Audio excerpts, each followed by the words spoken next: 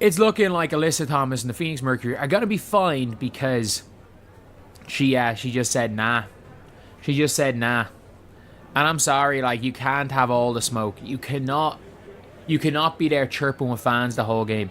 You cannot be allegedly telling fans DeWanna chose to join a real basketball team. You cannot be saying stuff. Picture this. You're one of the WNBA's most vocal players. You spend an entire game talking trash to fans, you put up a monster performance, and then your team loses anyway.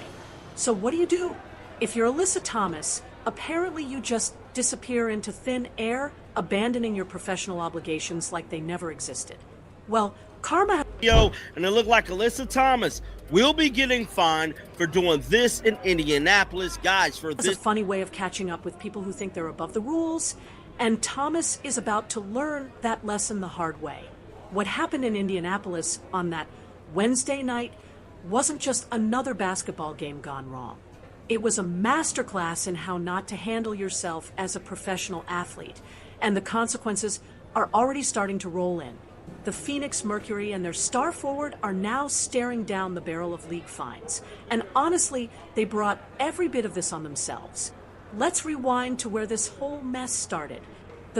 So Alyssa Thomas had all the smoke for the Fever fans. That's all I'm going to say. Like, it wasn't just like just normal smoke. It wasn't just normal beef. It was what people from the country would call Dublin. She had the big smoke.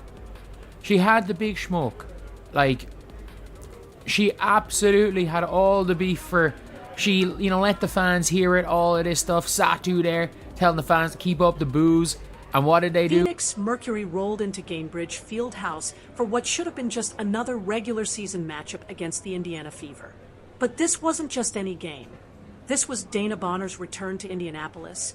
And if you know anything about that situation, you know the fans were ready with their voices and their displeasure. Bonner, Thomas's fiancée, had essentially quit on the Fever earlier this season after just 9 games, leaving the team high and dry when they were already dealing with multiple injuries and had to sign hardship contracts just to field a roster. Think about that for a second. 9 games. That's all the patience Bonner had before deciding she wanted out, asking for a trade, and then refusing to even travel with the team while negotiations were happening. It's giving major LeBron leaving Cleveland vibes. How a player in a professional sport can ever think that someone who left a team and left the team in a lurch, like DeWanna Bonner left the Indiana Fever in a time of adversity when multiple players were injured, they had to sign hardship contracts, and instead of saying, hey, this isn't working out, after 9 games, mind you, did not give it much time, 9 games was it, that's all she played with the Indiana Fever, asking for a trade and not traveling with your team after asking for something to be worked out. And then, not only that, pretty much forcing your way onto the Phoenix Mercury, which is a title contending team and a team with her life partner on it. It just sounds very like I can get what I want when I want and it doesn't matter what happens. And yes, I can see a fan base being quite upset with this. I mean, LeBron, when he left Cleveland, people were burning his jerseys. People were booing. Except at least LeBron stuck around for 7 years before making his decision.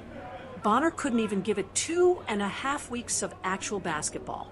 So when she stepped onto that court in Phoenix Mercury colors, you better believe the Indianapolis crowd was ready to let her know exactly how they felt about players who abandoned ship at the first sign of adversity. The boos were loud, they were sustained, and they were absolutely deserved. Something that not that she caused, not that necessarily DeWanna caused for herself. Like the booing and everything, DeWanna brought that in herself. Let's be completely real. Even Nate Tibbetts was just like, well, yeah, this is sports. Like, we'll talk about that a little bit later, but like their coach was even like, well, yeah, this is sports. This is sports. And like Alyssa Thomas not showing up. It's the most Alyssa Thomas thing ever, isn't it? Talk a big game, and then when anyone does anything negative towards you, let's just dodge. It is the most Alyssa Thomas thing ever. But here's where things get interesting, because Alyssa Thomas couldn't just let her girlfriend take the heat alone. From the opening tip, Thomas was locked and loaded for verbal warfare with the Fever faithful. We're talking about a veteran player who decided that engaging in back-and-forth trash talk with fans was somehow a good look. When your team is up 25-13 in the first quarter and you're feeling yourself, it's easy to get caught up in the moment. Thomas was out there telling fans to keep up the booze, getting into heated exchanges, and basically acting like she was bulletproof because her team had the early lead. The problem with talking that much trash is that basketball games last 40 minutes, not 10. And what happened over those remaining 30 minutes was a complete collapse that left Thomas looking like she'd bitten off way more than she could chew. The Indiana Fever, playing on their home court with their crowd behind them, flipped that early deficit into a commanding 101-71 victory that left the Mercury looking absolutely shell-shocked. Now, here's the crazy part about this whole situation. Thomas didn't just have a bad game and slink away with her tail between her legs. She actually played out of her mind. 32 points, 15 rebounds, 7 assists, shooting over 60% from the field. This was a season-best performance from a player who was doing everything she could to drag her team to victory. In any normal circumstance, a stat line like that would have Thomas front and center in the post-game media session, talking about how proud she was of her effort and how the team just needs to execute better as a unit. But apparently, when you spend 40 minutes running your mouth to fans and then watch your team get blown out anyway, pride becomes a luxury you can't afford. Because when that final buzzer sounded and it was time for Thomas to face the music, she was nowhere to be found. Gone. Vanished. Like she'd never existed in the first place. This isn't some casual suggestion we're talking about here. The WNBA has very specific rules about media availability, and they're not optional, according to the league's 2025 season media access policy. Each team must make their head coach plus 2 players available to both in-person and Zoom media within 10 minutes of the final buzzer. Those 2 players? The team's leading scorer and a key contributor. Given Thomas's 32-point performance, she wasn't just supposed to be there, she was required to be there. Phoenix Mercury coach Nate Tibbetts showed up. Teammate Diana Taurasi showed up. They did their jobs, answered questions, and handled their professional obligations like adults. But Thomas, the player who had spent the entire game jawing with fans and putting on a show, she was nowhere to be seen. It's the kind of move that screams, I can dish it out, but I can't take it, and it's exactly the opposite of what you'd expect from a veteran leader on a championship contending team. The fan reaction to this disappearing act has been absolutely brutal, and rightfully so. Social media lit up immediately with people calling out the hypocrisy of Thomas's behavior. You can't spend 40 minutes talking trash to fans, lose the game despite your best individual effort, and then run away when it's time to face questions about what went wrong. That's not veteran leadership. That's the behavior of someone who's used to getting their way and throws a tantrum when things don't go according to plan. But here's what makes this situation even more pathetic. The context surrounding this game adds layers of drama that Thomas should have seen coming from a mile away. This was always going to be an emotionally charged environment because of DeWanna Bonner's situation. The fans were going to be hostile, the media attention was going to be intense, and everyone knew that Phoenix Mercury players, especially those close to Bonner, were going to be under extra scrutiny. A smart, professional athlete would have prepared for that reality. They would have understood that their behavior would be watched closely and that any missteps would be magnified. Instead, Thomas walked into this situation and somehow convinced herself that she could act however she wanted without consequences. She thought she could talk trash all game, watch her team lose, and then just disappear when it was time to be accountable. The league doesn't play games when it comes to these violations either.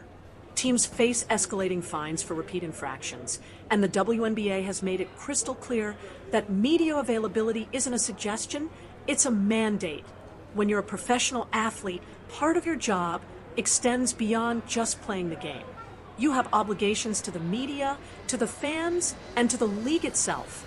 Thomas decided she was above those obligations, and now she's about to pay the price. What's particularly frustrating about this whole situation is that Thomas has a history of making controversial statements about professionalism and player unity. She's gone on record talking about how players in the league need to stick together and support each other. She's criticized fan behavior and talked about the importance of maintaining standards. But when it came time to live up to those same standards herself, she folded like a cheap tent. The contrast between Thomas's behavior and how other star players handle adversity is stark and embarrassing. When Caitlin Clark faces hostile crowds or gets targeted by opposing players, she handles it with grace and still meets all her professional obligations. When other veterans have tough losses or face criticism, they show up and answer the hard questions. Thomas decided she was special and didn't have to follow the same rules as everyone else. This pattern of behavior isn't new for Thomas either. She's had run-ins with fans before, made controversial comments during playoff runs, and generally carried herself like someone who believes the rules don't apply to her. This media availability violation is just the latest example of a player who talks a big game about professionalism but can't live up to her own standards when things get difficult. The Phoenix Mercury organization deserves criticism here too. How do you let your star player just disappear without making sure she understands her obligations? Where was the accountability from coaches or team management to ensure that Thomas fulfilled her media requirements regardless of how the game went? The fact that she was able to just vanish shows a lack of organizational oversight that's embarrassing for a team with championship aspirations. This incident also highlights some uncomfortable double standards that exist in the WNBA. If Caitlin Clark had pulled this same stunt, skipping mandatory media availability after a high-profile game, the league would have come down on her like a ton of bricks.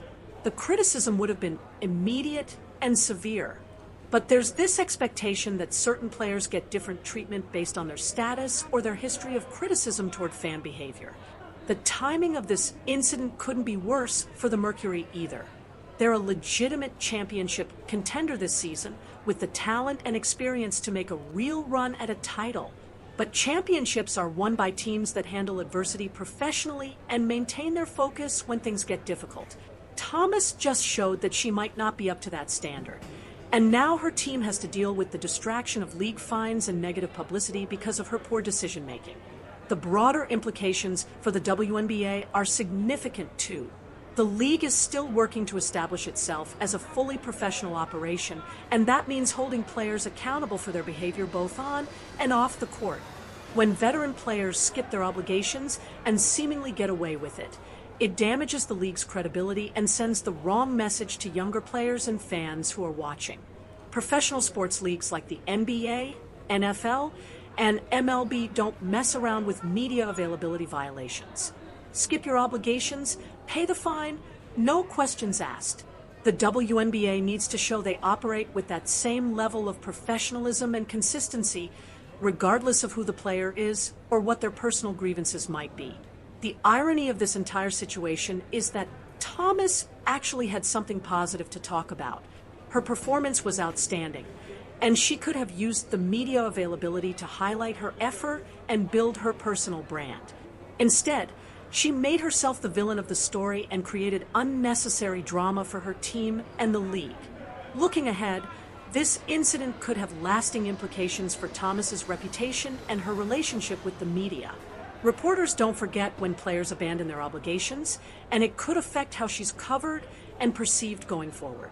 That's a self-inflicted wound that could have been easily avoided by simply showing up and doing her job.